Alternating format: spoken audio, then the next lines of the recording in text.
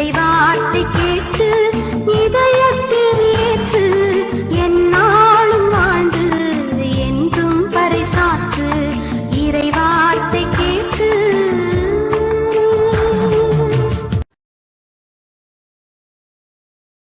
இயேசு கிறிஸ்துக்குள் பிரியமானவர்களே, அருமை ஆண்டவர் இயேசு கிறிஸ்துவின் பரிசுத்தமுள்ள திருப்பெயரிலே நல்வாழ்த்துக்கள்.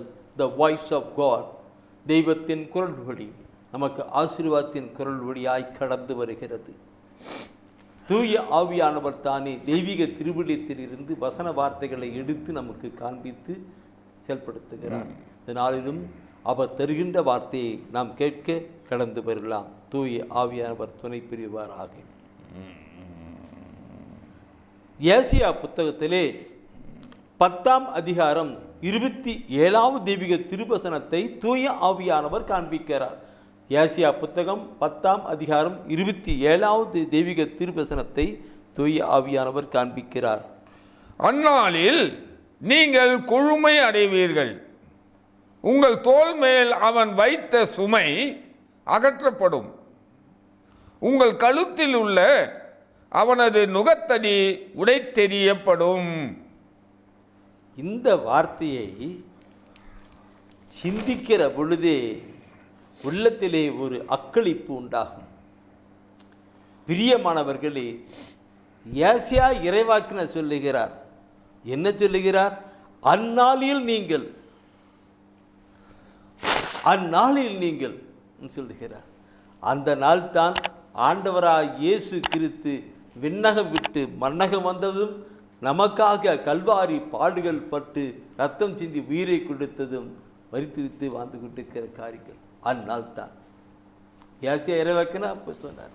அந்த நாள் சென்று என் அன்பானவர்களே, அந்த சொல்லுகிற வார்த்தையை பாருங்கள். அந்நாள் நீங்கள் கொழுமை அடைவீர்கள், ஒரு விடுதலை பெறுவீர்கள், ஆசீர் பெறுவீர்கள், உங்களுடைய உள்ளம் அக்களித்து கண்டோம் இன்னைக்கு எழுவீர்கள், உங்களுடைய வாழ்க்கை கொழுமை அடையும்னு சொல்லுகிறார்.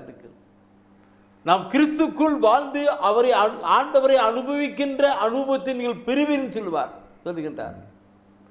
எந்த கருத்துக்கள் இருக்கின்ற உங்கள் தோள் மேல் அவன் வைத்த சுமை அகற்றப்படும், உங்கள் தோள் மேல் அவன் வைத்த சுமை அகற்றப்படும்.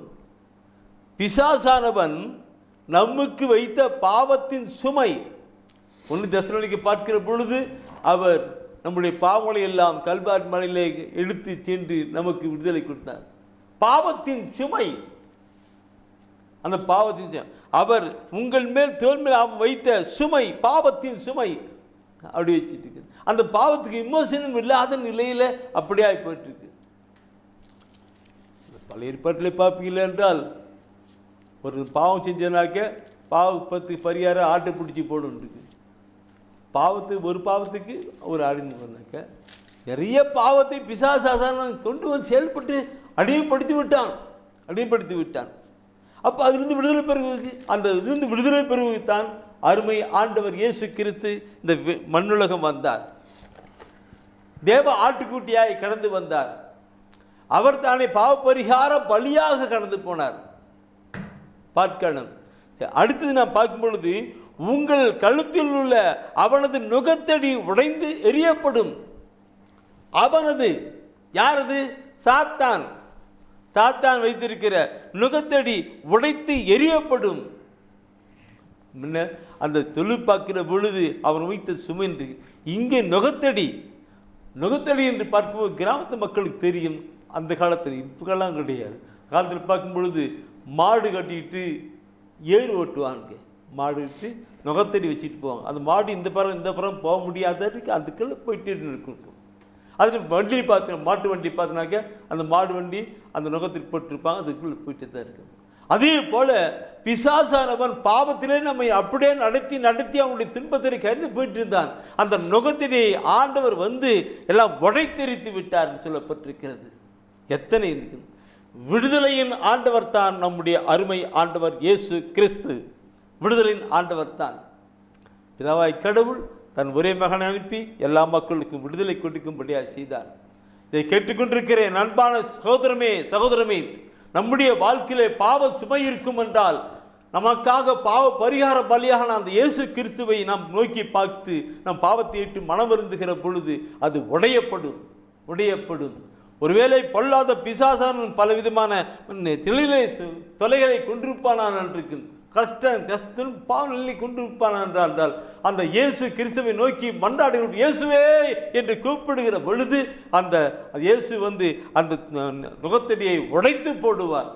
எப்படிப்பட்ட நுகத்தடியாக இருந்தாலும் அதை உடைத்து போடுவார். கடந்து வரணும், அவரை அனுபவிக்கும் ஒப்பு கிடைக்கலாம். விடுதலையின் நாயகர் அவர். நமக்கு விடுதலை கொடுக்கும்படியாக, அந்த தீயவனிலிருந்து விடுதலை கொடுக்கும்படியாகவே அவர் நமக்காய் இறங்கி வந்தார். அன்பின் ஆண்டவரே, நாங்கள் நோக்கி பார்க்கிறோம்.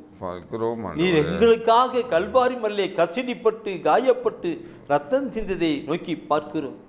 ஏசாயா 53:4 சொல்லுகிறதானபடி எங்களுடைய பாவங்களை எல்லாம் நீர் சுமந்து கொண்டதற்காக நன்றி செலுத்துகிறோம்.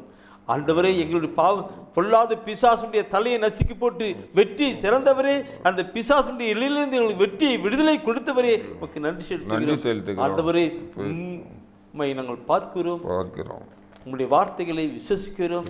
நீ கொடுக்கிற அருள் ஆசிரியை பெற்று எப்பொழுது வாழ்ந்துக்க கிருபை செய்ததற்காய் நன்றி செலுத்துகிறோம். ஆமீன். ஆமீன். ஆமீன். ஆமீன்.